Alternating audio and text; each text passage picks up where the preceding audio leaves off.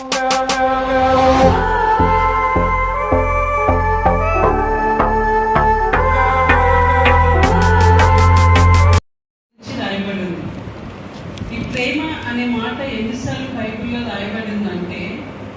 నిబంధన కొత్త నిబంధన అంతట్లో 310 సార్లు రాయబడింది ప్రేమ ప్రేమ అని.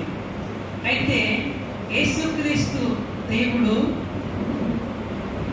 శిష్యుడు, శాస్త్రులు, పరిసయ్యులు, సదుకాయులు వారి అందరి మధ్యలో బోధించుచుండగా ఒక ఆయన వచ్చింది. ఆయన ఎవరంటే మత్తయి సువార్త 22వ అధ్యాయం ఇందాక చదివినట్టు 35వ వచనం. వారిలో ఒకరు ధర్మశాస్త్ర ఉపదేశకుడు అంటే ధర్మశాస్త్రాన్ని బాగా పాటించిన వాడు, ధర్మశాస్త్రము తెలిసిన వాడు, 10 ఆజ్ఞలను పాటించిన వాడు. ఈ ధర్మశాస్త్ర ఉపదేశకుడు సమస్తం తెలుసు కూడా యేసుక్రీస్తుని ఏం చేస్తుండు? శోధిస్తుండు, లేకుంటే ప్రశ్న వేస్తుండు. ఇక అధ్యాయం అంటే ఇక స్టోరీ మొత్తము మత్తయి, మార్కు, లూకా, యోహాను, తర్వాత రోమ పత్రికల్లో రాయబడింది. అయితే నేను ఒక్కొక్క దగ్గర ఒక రీతిగా రాయబడింది అనమాట. అయితే మొట్టమొదటి ఆజ్ఞ ఎక్కడ ఉందంటే నిర్గమకాండము 20వ అధ్యాయము 6వ వచనంలో ఉంది. చదవండి దయచేసి. 6వ వచనం. నన్ను ప్రేమించిన ఆజ్ఞలు గైకొను వారిని 1000 తరముల వరకు కరుణించు వాడినై ఉన్నాను. నన్ను ప్రేమించి నా ఆజ్ఞలు గైకొను వాడిని 1000 తరముల వరకు నేను ఏం చేస్తాను? కరుణించువాడు. అంటే ప్రేమ ఒకటే, కరుణించిన ఒకటే. ప్రేమ ఉంటేనే నువ్వు కరుణింపబడతావు అన్నమాట. కాబట్టి యెహోవా దేవా ఇశ్రాయేలు ప్రజలకు ఏమంటున్నాడంటే, నన్ను ప్రేమించే వారిని నేను 1000 తరముల వరకు ఆశీర్వదిస్తా, లేకుంటే కరుణిస్తా, లేకుంటే ప్రేమిస్తా అని చెప్తున్నాడు.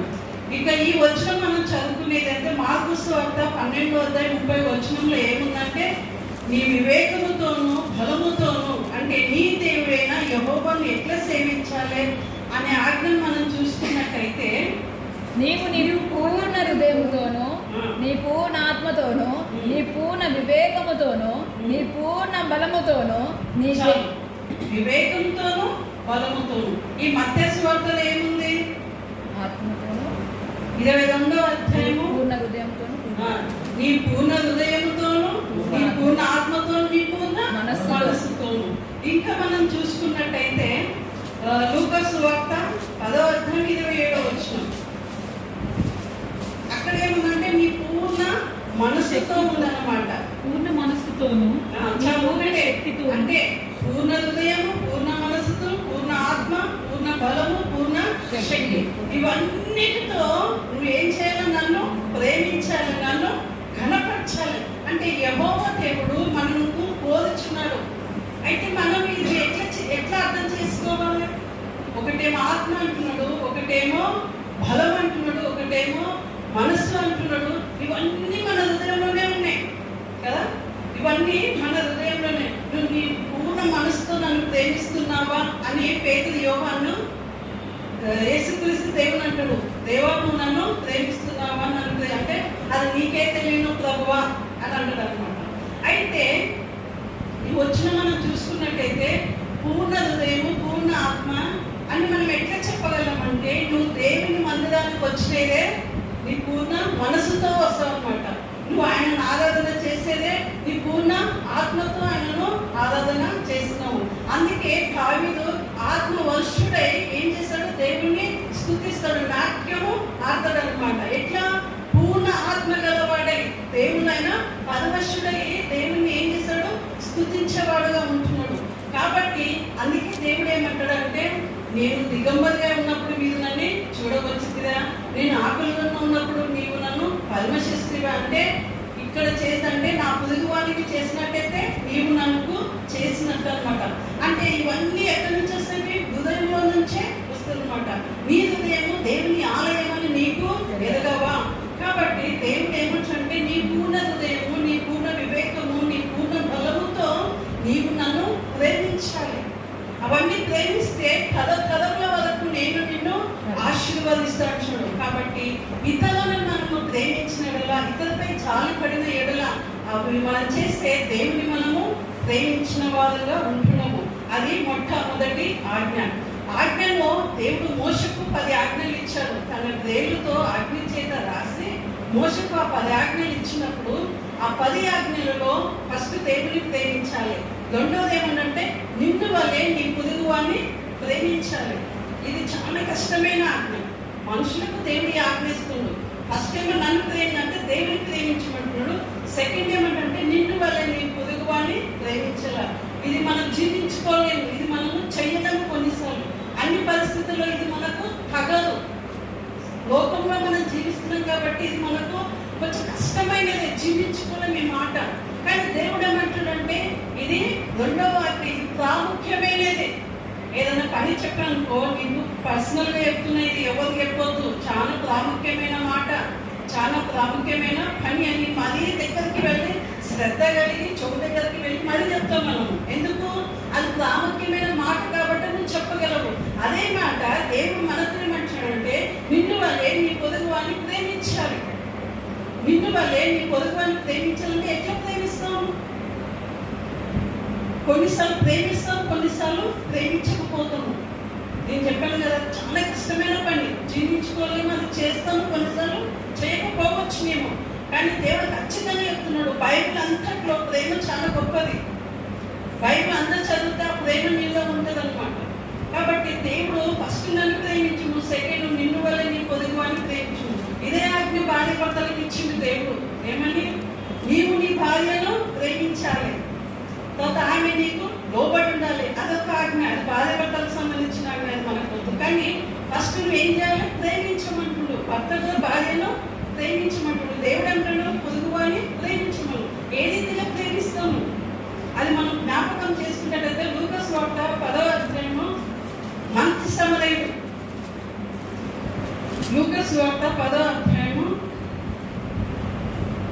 ఒక సమరయుడు 33వ వచనం. అయితే ఒక సమరయుడు ప్రయాణమైపోవచ్చు అతడు పడి ఉన్న చోటికి వచ్చి అతన్ని చూచి అతని మీద జాలిపడి దగ్గరకు పోయి నూనెయు ద్రాక్షారసమును పోసి అతని గాయములను కట్టి తన వాహనం మీద ఎక్కించి ఒక పూట కూలి వాని ఇంటికి తీసుకొని పోయి అతన్ని పరామర్శించెను. చాలు.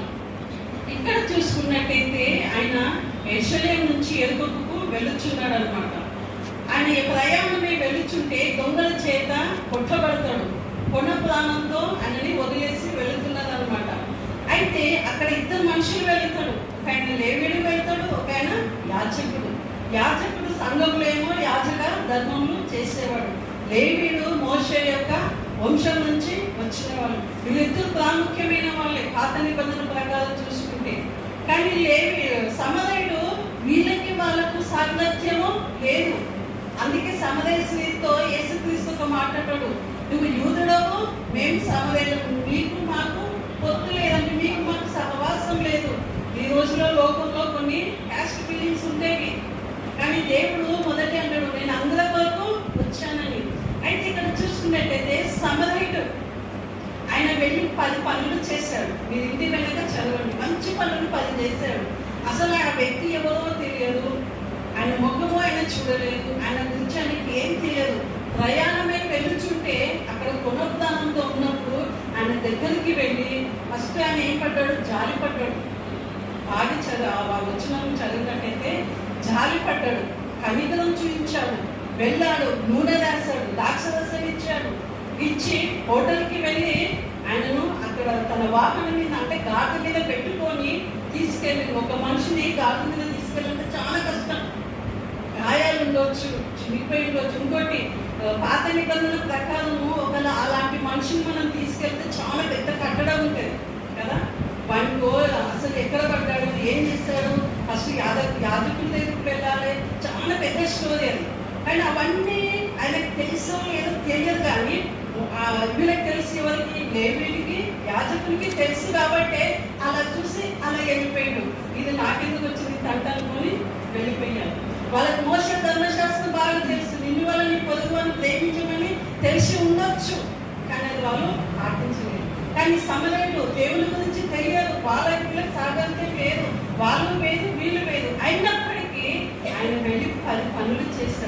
అంటే చెడిపోయిన వాణిని బ్రతికించడం. అందుకే ఆయనకు మంచి బిరుదు వచ్చింది, ఏమని? మంచి సమరయుడు. కాబట్టి లోకంలో మనం ఉంటున్నాం కాబట్టి కొంచెంలో కొంచెము మన కుదిరి వాళ్ళకి మనము సహాయం చేసే రీతిగా తోడ్పడాలి. సేవకులుగా మనకు చాలా మంది ఒక్క మాట చెప్పగానే తక్షణ పని అవుతుండొచ్చు, కొన్నిసార్లు అవుతుండొచ్చు, కొన్నిసార్లు కాకపోవచ్చు. కానీ ఎంత మట్టుకైనా సరే, నేనైనా సరే నా కుదురు వాళ్ళ పక్కన ఉన్నారు, అమ్మ తిన్నావా, ఇంకేమో పంపినా అని అంటేనే చాలు, వేసించినంత విలువండి. నువ్వుగా ఆమెను చూసి నువ్వు వేరు నేను వేరు అనుకుని దేవుని ప్రేమ అక్కడ కనపరిచినట్టు కాదు. జస్ట్ మాటతోనే మనుషులు మనం ఏం చేసుకోవచ్చు? ప్రేమను సంపాదించుకోవచ్చు. పోయేటప్పుడు మనకి ఏం కాదు, ఒకటి మంచి ఆమె, మంచి సాక్ష్యము, ఇది ఉంటే మనకు వస్తాయి. నీ దగ్గర ఎంత ఉంది, నీకు ఎంతమంది పిల్లలు, ఎంత ఆస్తుందని ఎవ్వరు అడగరు. అయ్యో ఆయన చాలా బాగుందండి, పాపం అలాగ అయిపోయిందండి అని మనకేం కలుగుతుంది? చాలు కలుగుతుంది. కాబట్టి ఈ సమరయుడు ఆ వ్యక్తికి సమస్తం చేసి చనిపోయిన వాళ్ళ పరిస్థితిలో నుంచి ఆయన బ్రతికింది కాబట్టి మంచి సమరయుడు అనే పేరు ఆయనకు వచ్చింది. మరి ఇంకోటిది మనం రెండోదిగా చూసుకున్నట్టయితే మత్తయి సువార్త 18వ అధ్యాయము 21వ అధ్యాయము, మత్తయి సువార్త 18వ అధ్యాయం 21 నుంచి 35. ఆ సమయమున పేతురు ఆయన యొద్దకు వచ్చి, ప్రభువా, నా సహోదరుడు నా ఎడల తప్పిదము చేసిన ఎడల నేను ఎన్ని మార్లు అతని క్షమింపవలను? 7 మార్లు మట్టుక అని అడిగాను. అందుకు యేసు అతనితో ఇట్లనెను, 7 మార్లు మట్టుకే కాదు, 70 ఏళ్ల మార్ల మట్టుకని నీతో చెప్పుచున్నాను. 35 వచ్చిన మీలో ప్రతివాడును తన సహోదరుని హృదయపూర్వకముగా క్షమింపని ఎడల నా పరలోకపు తండ్రియు ఆ ప్రకారమే మీ ఎడల చేయనెను. 32వ అధ్యాయం చదువు. అప్పుడు వారి యజమానుడు వారిని పిలిపించి, చెడ్డదాసుడా, నీవు నన్ను వేడుకుంటేవు గనుక నీ అప్పంతై క్షమించి తిని. చాలు. ఇక్కడ చూసుకుంటే ఒక దేవుడు ఒక ఉపమానం చెప్తున్నాడు. ఒక యజమానునికి దాసుడు ఏం చేస్తాడంటే 10,000 నాణ్యములను ఇస్తాడనమాట. ఆయన తీసుకొని చాలా రోజుల తర్వాత ఆ యజమానుడు ఏమంటాడంటే, నేను నీకు ఒక రోజు డబ్బులు ఇచ్చాను కదా, అవి నాకు తిరిగి ఇవ్వమంటే ఆ పనివాడు ఏమంటాడంటే, దాసుడు, అయ్యా నా దగ్గర ఇప్పుడు లేవు, నేను నీ దగ్గర నా పిల్లలు అంత పని చేస్తున్నాను, నీ డబ్బు నేను చెల్లించలేదు కాబట్టి అని ఆయనకు దిగ్వాలు చేసుకొని బాధపడి ఆ యజమానుడు ఏం చేశాడంటే, ప్రేమించి క్షమించి, సరే నీ అప్పు నేను మాఫీ చేశాను, నీవు నీ ఫ్యామిలీ చక్కగా ఉండాలని పంపించేస్తాను. ఈ దాసుడు యజమానుడి దగ్గర మాకు పొందిండు. అయితే ఈ దాసుడు ఉన్నాడు కదా, ఈ దాసుడు వేదాయనకి ఒక ఎంత ఇచ్చిండొచ్చు అంటే ఒక 100 అంటే 1000 రూపాయలు ఇచ్చిండొచ్చు అనుకో. ఆయనేమో 10,000 మాఫీ చేశాడు, ఈయనేమో ఒక 1000 దేనాలను వాక్యం ఉందన్నమాట. అవి వేరే దాసునికి ఇచ్చాడు. అయితే ఎప్పుడైతే ఈయన అప్పు ఆయన క్షమించింది, కానీ ఈయన పోయి ఆయన అప్పుడు ఏం చేస్తుండో తెలుసా, గల్ల పట్టుకొని ఈడ్చుకొని వచ్చి ఆయనను అంటే ఏమంటాడంటే, నీవు నా అప్పు చెల్లించేంత వరకు నేను నిన్ను వదలను అని ఆయన బాగా టార్చర్ పెడతాడు. ఇవన్నీ పాపము ఆ తీసుకున్న అబ్బాయి చాలా బాధపడతాడు. అయ్యా నా దగ్గర లేదు, నేను తర్వాత ఇస్తాను కదా, లేదు నేను అడిగినప్పుడు నువ్వు ఇవ్వలేదు కాబట్టి నిన్నేం చేస్తానంటే చేతిలో వేసేస్తాను, లేకుంటే బంది గుమ్మంలో నిన్ను వేచేస్తాను అంటాడు. ఇవన్నీ ఇంకొక దాసుడు చూసి యజమానికి చెప్తాడు, అయ్యా నువ్వైతే ఆయనకు 10,000 ఇస్తానని చెల్లించాడు, కానీ ఈయన ఒక 3 ఏడాది తీసుకున్నాను, ఈయన క్షమించలేకపోతున్నాడు అంటే అప్పుడైనా కోపం వస్తుంది. ఒక 10,000 ఆయన క్షమిస్తే ఒక 100 దేనాలకు ఆయన క్షమించలేడా? కాబట్టి నేను తిరిగి నా డబ్బు నాకు కావాలని ఆయన పోయి అడుగుతాడు. దీంట్లో స్టోరీ ఏంటంటే, ఒక యజమానుడు ఒక దాసుని క్షమించాడు, అంటే ప్రేమించి ఆ యొక్క అప్పును ఏం చేశాడు, మాఫీ చేశాడు. కానీ దాసుడు ఆ యొక్క ప్రేమను పొందుకున్నాడు, కానీ ఆ ప్రేమ వేదోనికి అది నేను చెప్పడం అనమాట. ఆ ప్రేమ వేరే దగ్గర పొందుకున్నాడు, కానీ ఈయన పేదవాన్ని ప్రేమించలేడు. అందుకే దేవుడు ఏమంటాడంటే నిన్ను వల్లే నీ పొరుగువాణ్ణి ప్రేమించమని చెబుతున్నాడు. అయితే లోకంలో మనం ఉంటున్నాం. అందుకే అబ్రహాము దేవుని నమ్మేను, అది అతనికి నీతిగా ఎంచబడిందని దేవుని వాక్యము సెలవిస్తుంది. కాబట్టి లోకంలో ప్రేమ చాలా ముఖ్యమైనది. రూతు నయోమిని ప్రేమించింది. ఆమె ఒక అన్యురాలు, ఆమె మోయాబిదాలు అయినప్పటికీ, అన్యురాలు అయినప్పటికీ నీ జనమే నా జనము, నీ దేవుడే నా దేవుడు, నువ్వు ఎక్కడ ఉంటే నేను అక్కడికి వచ్చేదనని సమస్తాన్ని వదిలేసి తన అత్తను అందుకున్నా. అంటే అత్తను ప్రేమించింది. అత్త దేవుడు ఆమె తెలుసుకుంది కాబట్టి మోయాబు నుంచి మరి యెరూషలేమునకు వచ్చినట్టు చూస్తున్నాము. కాబట్టి దేవుని బిడ్డలారా, మనం లోకంలో ఉంటున్నాం కాబట్టి మన వల్లే మన పొరుగువాన్ని ప్రేమించాలని దేవుని రెండవ ఆజ్ఞ మనము పాటించే వారుగా ఉంటున్నాము. కాబట్టి ఇంకా మనం చూసుకున్నట్టయితే దేవుని వాక్యంలో మరి పేతురు దేవుని దగ్గరికి వచ్చి, అయ్యా నీ కొరకు నా ప్రాణం పెడతా అంటాడు. ఏమంటాడు? ఈ కొరకు నా ప్రాణం పెడతా అంటే దేవుడు ఏమంటాడంటే, నీవు నన్ను ముమ్మారు ఎదగవని అబద్ధం చెప్తావంటే ఆయన ఏమంటాడో లేదు నేను నీ కొరకు మరీ ప్రాణం పెడతా అంటాడు. అంటే దేవుడు ఏమంటాడు, లేదు నువ్వు నన్ను ఎదగవని ముమ్మారు అబద్ధము చెప్తాడు. అంటే పేతురుకు తెలియదు, పేతురికి తొందరపాటు ఎక్కువ. అయినప్పటికీ ఆయన మరి దేవుడు చెప్పినట్టే ముమ్మారు ఏం చేశాడు, అబద్ధం ఆడతాడు, తర్వాత పశ్చాత్తాపడతాడు, తర్వాత దేవుని తెలుసుకొని ఆయన ఏం చేశాడంటే సమస్తము ఆయన కొరకు త్యాగం చేసుకున్నాడు. అసలు పేతురు ఎంత తొందరగా ఉంటాడో దేవుని ఆత్మ అంతగా పొందుకొని పెద్ద సువార్తికుడుగా అయినట్టు చూస్తున్నాం. అందుకే మొదటి పేతురు, రెండో పేతురు ఆయన స్వయంగా రాసినట్టు చూస్తున్నాం. కాబట్టి అదే రీతిగా యూదను మనం జ్ఞాపకం చేసుకున్నాం. 33 సంవత్సరాలు యూద యేసుక్రీస్తు ఉన్నాడు.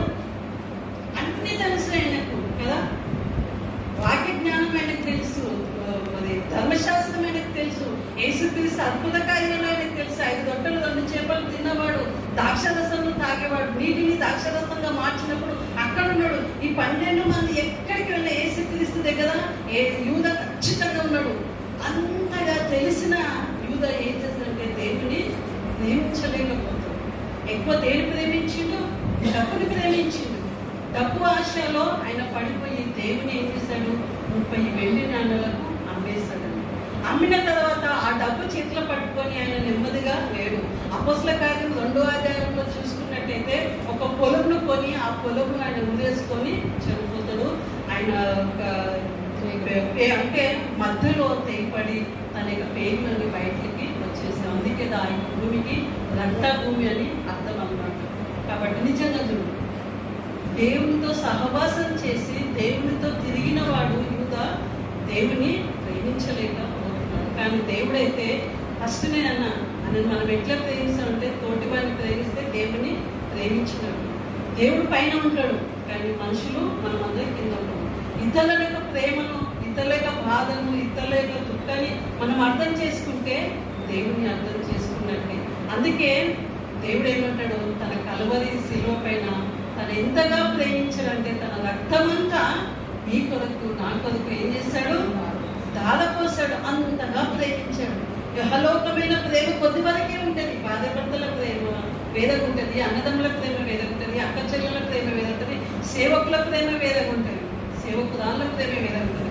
అందరి ప్రేమ ఒకేలాగా ఉంటుందని నేను చెప్పలేను. ఒక్కొక్కరి ఒకలాగా ఉంటుంది. ఒకరి ప్రేమ ఎట్టుంటుందో కొట్టి మాటలతోనే కదా. కొంతమంది మాట్లాడితే నూనె లేకుండా పూజ చేస్తున్నారు తెలుసా మీకు? ఒట్టి మాటలు ఏం పెట్టదని ఒట్టి మాటలతోనే కడుపుకి పంపిస్తారు. కొంతమంది మాట్లాడకపోయినా వాళ్ళకి ఏ అవసరం ఉందో అది తీర్చిపోతారు. అది దేవుని ప్రేమ. దేవుని బిడ్డలారా, యేసుక్రీస్తు తన్ను తాను రుక్తునిగా ఆ కలువరి శిలువ పైన ఎంతగా నిన్ను నన్ను ప్రేమించాడు. ఎందుకు ప్రేమించాడు తెలుసా?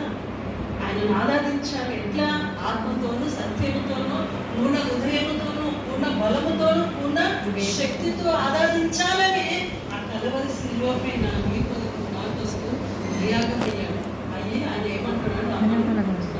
అందుకే దినాటరే గారు పాట పాడుతున్నాడు, చున్నాడు నిన్ను ప్రభు యేసు వాంఛాన తాత కరాము చాపి రమ్మానుచున్నాడు. కాబట్టి యేసుక్రీస్తు దేవుడు శిలువ పైన ఉండి నిన్ను పిలుచుచున్నాడు. ఇప్పటికైనా నా ప్రేమను నువ్వు ఎదగవా? నేను అన్నాను కదా ఇందాక, అందరి ప్రేమ ఒక్కొక్కరి ఒకలాగా ఉంటుంది. కొంతమంది ప్రేమించే మనసు ఉంటుంది, కొంతమందికి ఉండదు. కానీ దేవుడు ఏమంటాడంటే, నిన్ను నీ శరీరాన్ని నువ్వు ఎట్లా ప్రేమించుకుంటావో ఇతరులనేది ఆ ప్రేమను చూపించాలి. చాలా కష్టం, అది మనం చూపించలేము. మనకు ఏది కావాలో మనం బాగా చేసుకుంటాం, అన్ని సెట్టింగ్ చేసుకుంటాం. ఒక వివాహానికి వెళ్ళాలనుకున్నాం అనుకో, అన్ని సెట్టింగ్ చేసుకున్నాం. మన పక్కలోడుగా వస్తున్న వాడికి ఏమైనా అవసరం అని ఉన్నది. కానీ ఎవరికో ఒకరికి ప్రేమ ఉంటుంది. నేను అందరూ అలాగనే ఉంటుంది అనుకో. ఎవరికో ఒకరికి దేవుడు ప్రేమ పెడతాడు. కానీ అందరూ ఒకటే ప్రేమ కలిగి ఉండాలి. అందుకే మొదటి రోమపత్రిక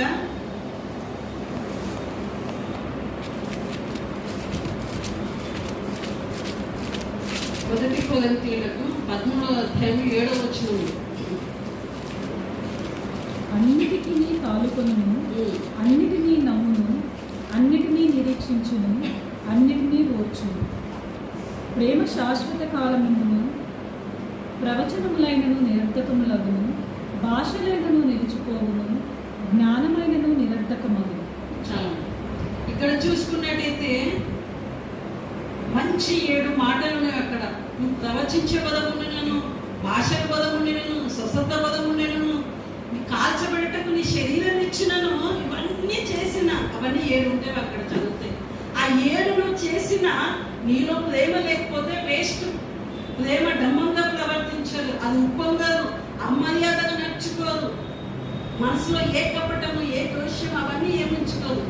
ఏ చేపైనా మీరు తీసుకోండి, ఏ జంతువుని తీసుకోండి, కట్ చేసే ప్రతి దానికి చేదు ఉంటుంది. కానీ పావులను కట్ చేసే చేదు ఉండదు. మీరు గమనించండి. అందుకే పావులం నిష్కలంకమైనదని దేవుడు చెప్తున్నారు కదా. అంటే మనలో ఏముంది, విషము చేదు ఉంటుంది. మనుషులకు కూడా ఉంటుంది. అమ్మో, మనుషులకు పాము విషయం ఉంటుందని రోమపత్రికలో ఉంటుంది.